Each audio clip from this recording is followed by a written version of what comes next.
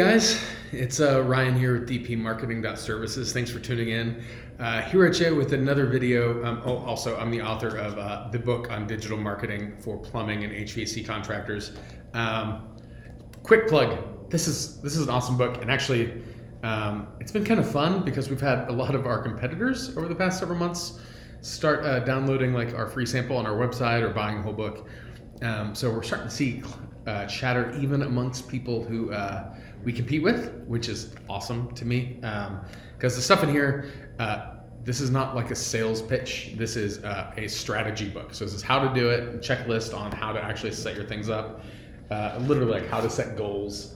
So there's a lot of stuff in here. Get it, it's on Amazon. I'll put a link in the description below. But enough about me and my book, which you should definitely stop what you're doing and get. Coming at you with a post. Okay, so if you've watched any of our videos for long, you know one of the things we harp on a lot and preach is the importance of reviews. Reviews. We recommend reviews from Google, from Yelp, from Facebook, from Better Business Bureau. Honestly, we don't really care where the reviews come from. We just need as many reviews constantly coming in nonstop. We prefer Google, but because it helps your local maps ranking, it helps your SEO value. But at the end of the day, a great review is a great review. So it doesn't matter what platform they're left on. Let's get it. One of the things that inevitably comes up is how to respond with negative reviews. And you know what I mean. It doesn't matter how great you are. It doesn't matter how stellar your service or how solid your attempts to make a customer happy. Sometimes you're going to get a negative review. So, and actually, by the way, we talk about it in this book in depth of how to respond to both positive and negative reviews. So let's be honest. A lot of guys are cautious about the idea of getting reviews because they're afraid that they're gonna, as soon as they like allow people to talk in the microphone, everyone's just gonna say bad things about them. And here's the deal. People are already talking about you whether or not you know it. They're talking about you on Facebook, on your little Facebook community groups. They're talking about you with their neighbors or at the water cooler at their jobs. It doesn't matter if you give people a microphone or not. They're already having those conversations. So my personal approach is be a part of the conversation. Help facilitate that. And instead of letting grouchy people control the narrative and dissatisfied customers and bitter ex-employees, focus your efforts on helping the happy people have a louder voice. So, but sometimes, even if you do all those things right, you will get a negative review. We are a huge fan of being transparent and responsive with those reviews. Don't let it sit for several weeks. As soon as you see that review come in, you need to find a way to make a public response. In most cases, you probably won't be able to save that particular cranky person. You might not be able to turn a 1-star review into a 5-star review, and that's okay. However, most customers like to look for the trash on a company before they hire them. So they're probably sorting, like when they go into the Maps view and they see reviews, they're sorting from most recent first, and then they might go from lowest to highest. And they want to see how you engage with these 1, 2, 3-star reviews. So when you craft your response, you're actually replying to these other people. Yes, the person who left the review will get an email notice saying you replied, but really the most valuable person you're speaking to is prospects who aren't yet a customer, but they're kind of like doing their digging on you. So the first thing, don't be defensive, don't pick a fight. Don't start slinging mud. Don't throw anyone under the bus. Always take the high road. Always. Even if the customer's making up stuff, even if it's not true, even if the customer's not in your system, take the high road.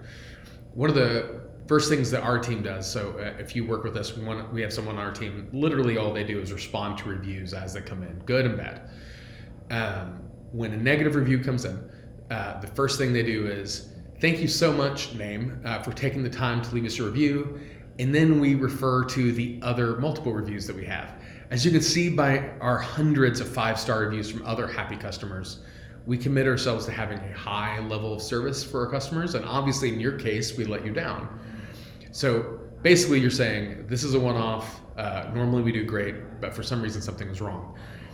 Now you can start tailoring it specifically to the situation. If you know the work order, if you know the invoice, if you know the customer story, you can try to address that in as helpful the way as possible.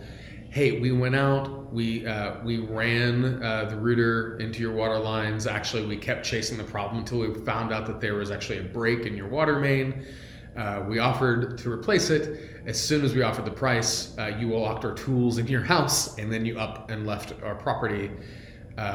So we had our equipment in your house after correctly identifying the problem. Now all of a sudden you have this kind of open-handed sort of, you're not blaming, you're just kind of factually telling the story of, hey, we did this, we did this, we did this, but then that happened and everything went weird. Up until then, we were fine and doing our job. When you start telling these like they're honest stories, they're honest accounts, people tend to respect that. One of the contractors we work with has the highest credentials in his field with HVACR. He's on like this federal database for certain energy efficiency work. He's sought after kind of like in a 5-state region because no one in his state has his level of qualification. And so when he gives a response, it's very, very technical. Hey, I understand that when it's 106 degrees outside, that you want your house to be 72 degrees. However, the way that energy systems are made in your particular town is that we should only be able to maintain 75 degrees during a 98 degree day, not 72 degrees during a 106 degree day. It's obviously not going to work as well. He just kind of explains the science behind the rating system of these people's units. Most people don't know. They don't know the standards. They don't know the qualifications. And people on the outside who are looking at this, again, those are your target people, they're going to look at there and go, oh, okay, look, you're not being defensive. You're not being shady. You're not trying to scam people. You're literally just explaining and trying to teach almost what went wrong. When you can make amends with the customer, try to. If you can say, call them up. Hey, we know who you are. We'll call you up. I'm so sorry. We didn't realize you had a bad experience. We'd love to give you $75 off your total, whatever, right? Use your discretion. If they would change their review. Hey, if it'd be helpful for you, if you could change your review, we'd be more than happy to give you $75 off that job. I understand that you're dissatisfied. We want to make it right. So the trick is do what you can to clean up your reputation. The way you respond to negative reviews, honestly, will help give you a lot of credibility with potential customers down the road. So don't be afraid of it. Don't think like you can. Know that negative reviews will come. And this is hard. And this is why it's usually best for someone in our team to do a lot of the responding. Try to keep your feelings out of it. If you're an owner, operator, if you're in a van every day, when you see these negative reviews, it feels like a personal attack. And don't think about it that way. So when we look at it, we try to be really tactical, really level-headed. We tend to not, be flamboyant one way or another. But it's important to make sure you know that this isn't an attack on like your personal integrity or your pride or anything like that. Even though it feels that way, when you respond, just try to keep it cold. Try to keep it empathetic towards the people who are reading it, and do what you can to help be someone who's looking for a way to resolve the situation and not contribute more. So I hope that was helpful because I know a lot of guys struggle with like either this fear of reviews or what do you do once you actually do get a negative review. But let us know what you think. Leave a comment below.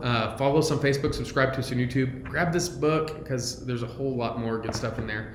And thanks for tuning in, guys. We'll see you next time.